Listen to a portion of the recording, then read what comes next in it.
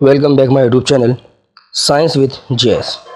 तो जैसा कि बच्चों हम अभी तक अपना क्लास 9th का सब्जेक्ट केमिस्ट्री का चैप्टर नंबर 4 पढ़ रहे थे, जिसमें हम अभी तक अपने 5 लेक्चर के बारे में पढ़ चुके हैं। और आज हम पढ़ने वाले हैं अपना मोस्ट इम्पोर्टेंट टॉपिक्स चौथे चैप्टर का, जिसमें सबसे पहले मैंने लिखा है कि विभिन्न कक्षाओं में इलेक्ट्रॉन कैसे वितरित होते हैं। बहुत अच्छा टॉपिक है आज के लिए। सारे बच्चे इस टॉपिक पर बहुत ही डीपली से ध्यान दें, क्योंकि अगर आपने आज ये सीख लिया तो आपके लिए इलेक्ट्रॉनों को भरना आसान हो जाएगा। तो जैसा कि हेडिंग में लिखा है, विभिन्न कक्षाओं में इलेक्ट्रॉन कैसे वितरित होते हैं, यानी इलेक्ट्रॉन किस तरह से बढ़ते हैं कक्षाओं के अंदर। तो सबसे पहले इस चीज़ को समझने के लिए हमें पढ़ना होगा बोर-बरी का नियम। जैसा कि मैंने लिखा है बोर-बरी का नियम। क्या कहता है ये नियम, आइए देखते हैं। जैसा कि लिखा है, किसी परमाणु के नाभिक के चारों ओर इलेक्ट्रॉन विभिन्न कक्षाओं में वितरित होते हैं। यानी इन्होंने बताया कि जो परमाणु का नाभिक होता है, उसके नाभिक के चारों ओर इलेक्ट्रॉन जो होते हैं वो विभिन्न कक्षाओं में वितरित रहते हैं। और इन कक्षाओं को KLMN या n बराबर 1 2 3 4 से दर्शाया जाता है। जैसा कि मैं आपको पहले भी बता चुका हूँ कि हम कक्षाओं को KLMN या फिर 1 2 3 से दर्शाते हैं। तो इन्हीं कक्षाओं में इलेक्ट्रॉन वितरित रहते हैं। आइए जानते हैं हम आगे। दूसरी हेडिंग मैंने आपके लिए लिखी है कि अधिकतम इलेक्ट्रॉन संख्या का सूत्र। यानी इसका मतलब ये है कि किसी भी कक्षा में अधिकतम कितने इलेक्ट्रॉन रह सकते हैं। तो जैसे कि लिखा है, अधिकतम इलेक्ट्रॉन बराबर 2n स्क्वायर, यानी 2n की पावर 2, यानी कितने इलेक्ट्रॉन अधिकतम रह सकते हैं एक कक्षा के अंदर। तो जैसा कि लिखा है, अगर हम n बराबर 1 रखते हैं तो यानी k यानी n बराबर 1 तो इलेक्ट्रॉन, यानी l यानी n बराबर 2 उसमें इलेक्ट्रॉन, फिर m n बराबर 3 उसमें आने वाले इलेक्ट्रॉन, फिर n बराबर 4 उसमें इलेक्ट्रॉन। यानी अगर हम n की संख्या को बढ़ाते जाएंगे तो आपकी इलेक्ट्रॉनों की संख्या भी बढ़ती जाएगी। यानी अगर हम n बराबर 1 रख लेते हैं तो हमारे k वाले शेल में सिर्फ 2 इलेक्ट्रॉन ही आते हैं। जैसा कि मैंने आगे लिखा है, आपका तीसरा पॉइंट बताया है कि 12वीं कक्षा का नियम, यानी तीसरा पॉइंट है आपका, यानी ये रूल चल रहा है हमारे इलेक्ट्रॉनों के भरने की।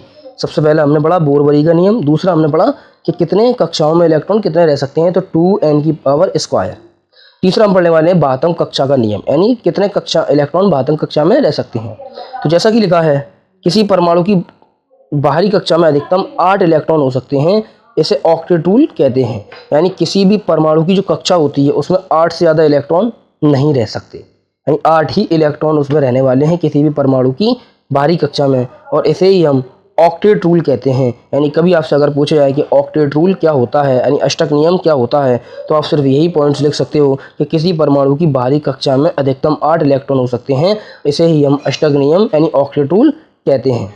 जैसा कि नंबर 4 पे मैंने लिखा है आपका इलेक्ट्रॉनों को भरने का क्रम, इलेक्ट्रॉनों को भरने का क्रम।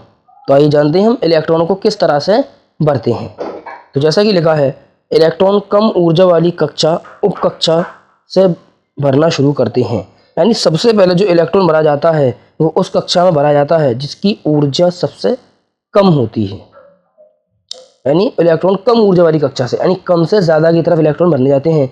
और जैसा कि लिखा है भरने का क्रम, तो सबसे पहले आता है हमारा 1s, फिर 2s, 2p, 3s, 3p, 4s, 4p और 3d, 4p, 5s, 4d, 5p और 6p, 6s।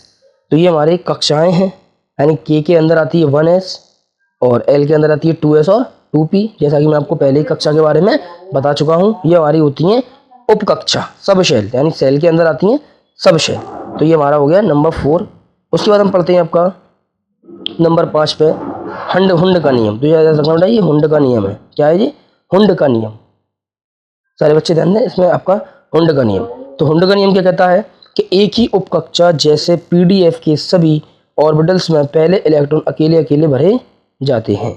यानी पहले ये कहता है हुंड का नियम कि अगर किसी भी कक्षा में इलेक्ट्रॉन जाता है तो इलेक्ट्रॉन सबसे पहले अकेले भरे जाता है, यानी हम सिंगल इलेक्ट्रॉन ही भरते हैं, हम 2 इलेक्ट्रॉन एक साथ नहीं भर सकते।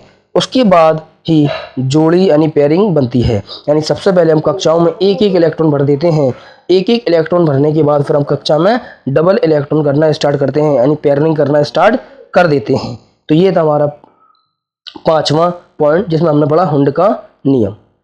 आइए कुछ उदाहरण मैं आपको बता दूं। जैसे कि मैंने कहा उदाहरण, जैसे कि हाइड्रोजन का परमाणु क्रमांक होता है Z बराबर 1, तो हमने भर दिया 1s1, यानी s में कितना इलेक्ट्रॉन जाएगा, सिर्फ एक इलेक्ट्रॉन जाएगा, तो मैंने भर दिया 1s1। कार्बन का मेरा परमाणु क्रमांक होता है Z बराबर 6, तो इसको मैं किस तरह भर सकता हूँ, 1s2 2s2 और 2p6, यानी सबसे पहले मैं s में इलेक्ट्रॉन को डालूंगा 2, उसके बाद फिर मैं 2s में इलेक्ट्रॉन को डालूंगा 2, उसके बाद हमारे पास टोटल 4 इलेक्ट्रॉन हो गए, फिर बचे मेरे 2 इलेक्ट्रॉन, फिर मैं 2 इलेक्ट्रॉन 2p2 में डाल सकता हूँ। तो 1s2 2s2 2p6, इसी तरह से मैंने सोडियम का किया, Z बराबर 11, 1s2 2s2 2p6 और 3s1, यानी हमें टोटल नंबर ऑफ इलेक्ट्रॉन्स भरना होते हैं ऑर्बिटल्स के अंदर। जैसे कि एक लिखा है कैल्शियम का Z बराबर 20, तो जैसा कि लिखा है 1s2 2s2 2p6 3s2 3p6 4s2, यानी हम इस तरह से इलेक्ट्रॉनों को भरते हैं। हमें ये 4 से 5 नियम याद करना होंगे, जिससे हम इलेक्ट्रॉनों को उनकी कक्षाओं में भर सकते हैं। तो ये था हमारा आज का लेक्चर नंबर 6। अगर वीडियो अच्छी लगी हो, वीडियो को शेयर कीजिए, चैनल को सब्सक्राइब कीजिए, ज़्यादा से ज़्यादा वीडियो को लाइक कीजिए। Thank you very much.